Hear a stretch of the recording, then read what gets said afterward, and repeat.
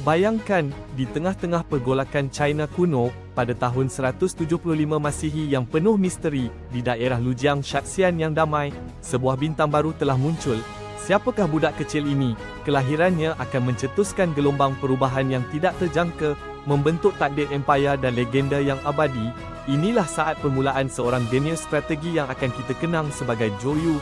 Dari susu galur keluarga bangsawan yang dihormati, Zhou Yu dilahirkan dengan kecerdasan luar biasa dan karisma semula jadi. Sejak kecil lagi, beliau menunjukkan potensi kepimpinan yang sangat ketara. Bukan sekadar anak orang kaya, beliau ditakdirkan untuk menjadi arkitek utama di sebalik kejayaan Empayar Wu Timur. Nama beliau akan terpahat dalam sejarah sebagai Panglima Agung yang bijaksana dan berani. Namun, perjalanan hidup Zhou Yu jauh dari mudah. Beliau akan berhadapan dengan musuh yang hebat, membuat keputusan yang berani di medan perang, dan menganyam strategi yang kompleks.